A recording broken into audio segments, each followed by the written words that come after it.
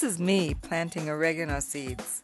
I thought oregano would come in more handy in my kitchen than flowers, but I wanted to give you a visual of how if we nurture a seed, it will grow.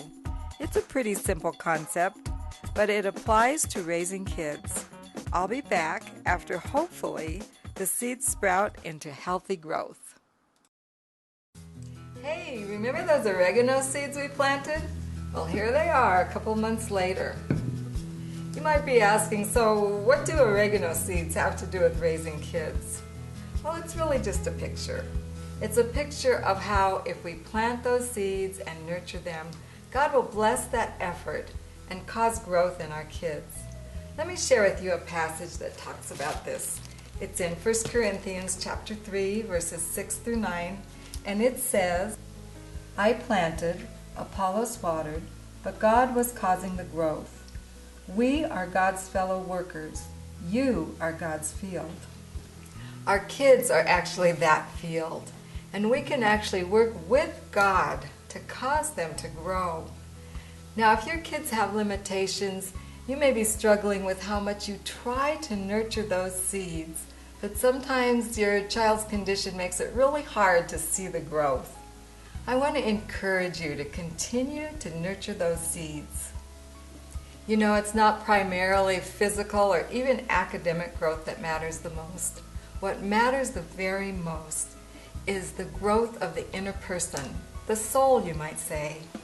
Someone has said there's no such thing as a disabled soul. And C.S. Lewis said, you don't have a soul, you are a soul. You have a body. In my book, A Never Give Up Heart, I have a journal entry about my son Brad. And it preserves a little slice of our lives through this journal entry. Let me read it to you. This morning was really one of those mornings that really happen about a zillion times, but today I felt it more. I was grieving over something going on in our family which made me feel tearful. Brad is taking summer band, and the percussion section is at the top of some steep stairs. The good news is that the teacher said he could read music well, and could be a support to others. The bad news is that I basically have to carry Brad up the stairs while his new peers stare at him. He is about to turn 13, and like all 13-year-olds, is very sensitive to peer opinion. Anyway, when I returned an hour later, Brad was not playing his drums. I said to him in a rather threatening tone, "Why are you just sitting here when the others are playing?" A tear splashed down his cheek, and he said that no one had handed him the paper he needed when the music was passed around. When we got in the car, I, not Brad, fell apart. He said, "What's wrong? Why are you sad?" I said, "I'm sad because of a lot of things. But to be honest, I'm also sad that I have to carry you up the stairs and embarrass you in front of your friends. I'm sad that when you don't get a music sheet, you can't get up and get yourself one. I don't know if I've ever been that forthright with Brad, but for some reason today, it seemed the thing to do.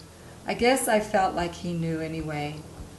Brad has been reading a study book called Boy, Have I Got Problems, which is a youth Bible study on the book of James. He said to me, "Have you considered counting it pure joy?" I said, "No, actually I haven't." "Is that what you do, Brad?" He said that he tried to.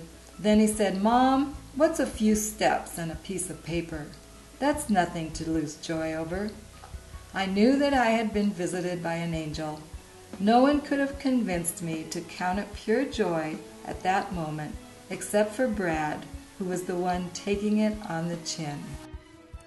That was a time when I planted a seed in the soul of my child. That is, I asked Brad to do a simple Bible study every day, and God took that seed, and He nurtured it, and He brought growth in the soul of Brad that I never could have imagined. Now, you may have a child who has limitations, and it makes it hard or even impossible to do something like have a Bible study. But in that case, simply read to your child. Read, especially the Bible, but also read good literature and sit down and have fun and watch a good quality movie. And in fact, in the back of your workbook, you'll find a list of good movies and books that actually inspire growth in the soul of the child. These books and movies emphasize things like courage and forgiveness, perseverance, kindness, otherness, and making wise decisions. So plant those seeds, nurture them, give lots of support, and watch God work on the inner person of your child.